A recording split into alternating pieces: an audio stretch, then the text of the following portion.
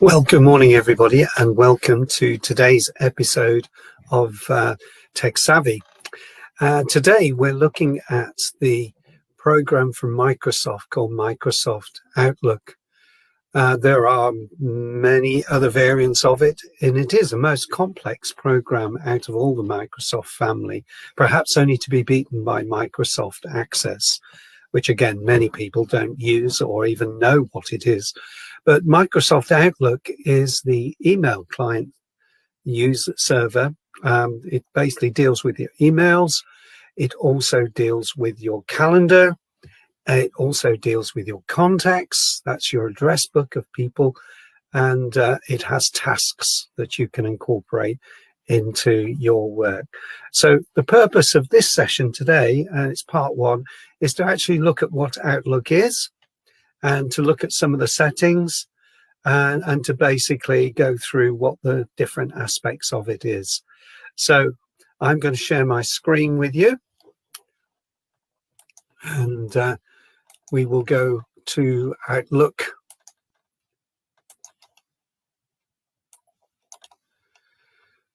Now let's take this back to the beginning again. So I'm just going to close Outlook down. And this time share the screen.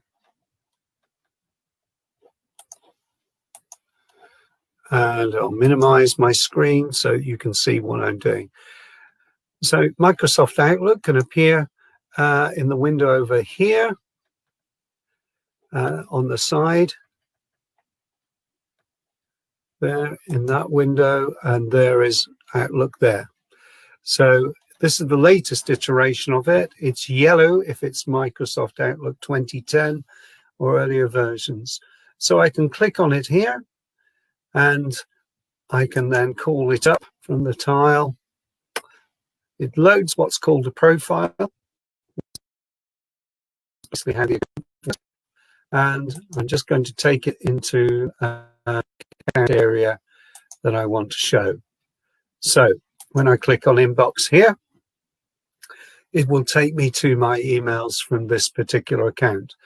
If I want to see a particular email, I just click on it here and up it pops in the screen. One of the features about it is that it often doesn't show images in the email to save on memory. And therefore, in order to actually show that, there's a little box at the top here. If you click that, it'll offer the option download pictures. And then the icon comes up and you can see what that is. So you can probably notice that over here I have multiple accounts under here. Outlook is very good for coping with lots of different emails for lots of different reasons. Obviously, from the point of view of data protection, I'm not showing you information that is compromising another individual by using this folder, but it's incredibly useful. So I can go to each of these, click on the box, and it would open up the tools that you need to run your emails. So it can run multiple accounts. That's important. So the email section, there are icons driving it at the bottom left here. So I'll go to the calendar function now. So when I click on the calendar, it'll open up my calendar dates. And you can have, again, multiple calendar dates to appear on your Outlook.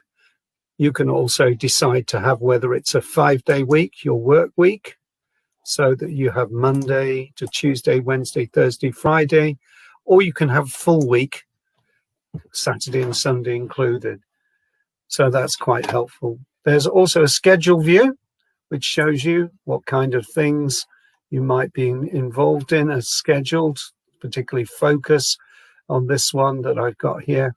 But I particularly like the work week or the full week one. And if I want to, I can go and visit another calendar, which is incorporated over here. So everything in blue belongs to my usual account, but everything in green is based on my other accounts. So there's lots of ways that can happen. Down the left side here, I can incorporate all of these things into my account as well. So if I click on Exchange, you can see there's a much fuller picture. The reason for that is that Exchange is a calendar that is the server name of Outlook. This is something that always confuses people because they say they connect to Exchange. And so it gets more complicated by the minute. Moving on, we've got calendars, and we can have multiple calendars in Outlook. And then we come to people, out of which there's a whole list of people here that we can talk about, and they're added into my calendar. You can also incorporate them from LinkedIn and from Exchange, which is the thing that we've been just sharing about. Tasks, well, tasks are very important too. And so a task area will give you options to actually incorporate new tasks into your work there. And my Outlook is absolutely frozen. So what I'm going to do is I will stop sharing, come back to me. And the reason it's not sharing at the moment is that there is an update going on as we speak.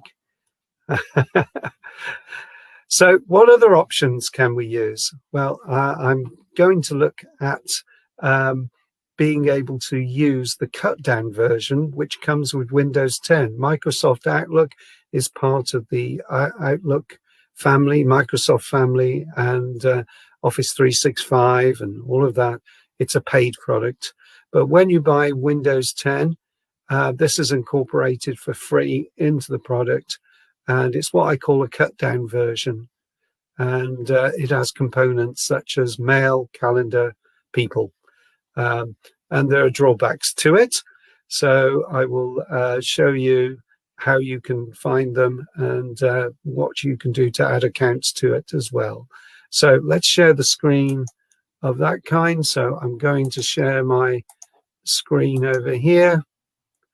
And let's pull up, go back to the main screen.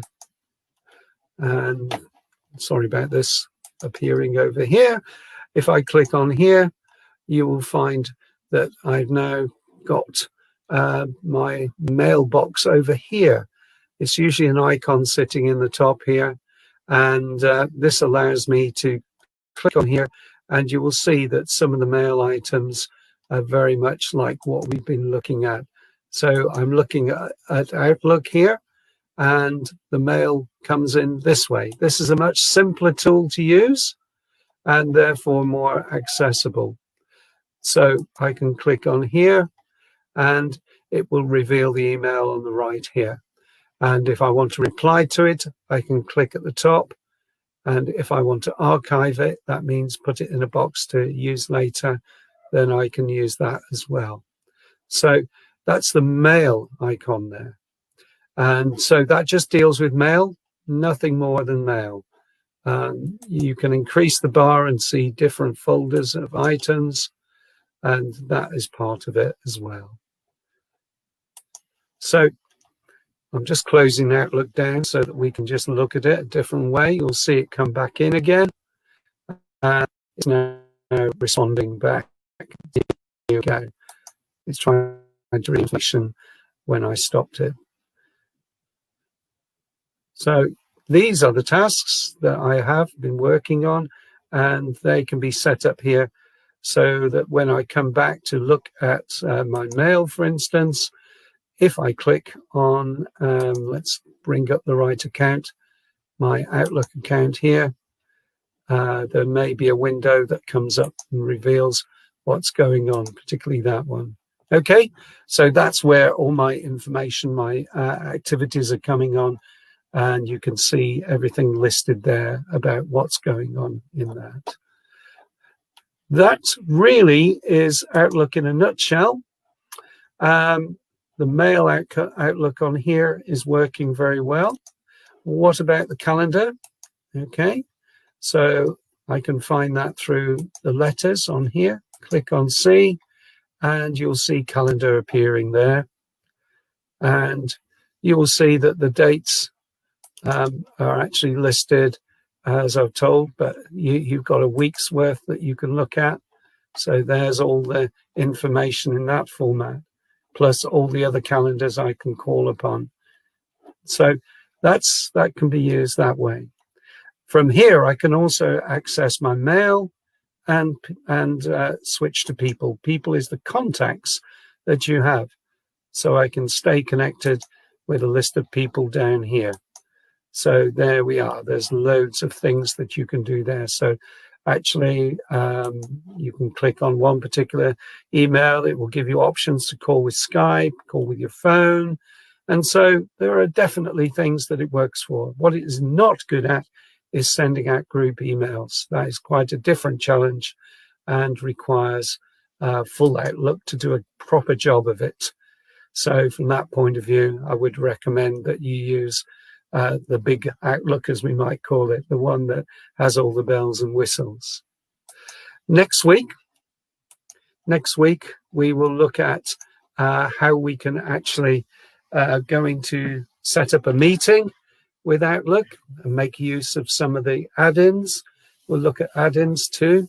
So part 2 is some more features of how Outlook works. I really hope that was useful and that you've learned loads from just watching what we've just done today. Just checking to see if there's any comments. There isn't at the moment. So do by all means, contact me. I'm going to do a watch party now. So you can, if you only caught this halfway through, you can see it from beginning. I'll run it for the next 10 minutes. And next week, Microsoft Outlook Part 2. And I'll say goodbye for now. Also, there is a YouTube channel. You can pick up all the previous Tech Savvies there, as I do every week. So see you again next week. Bye for now.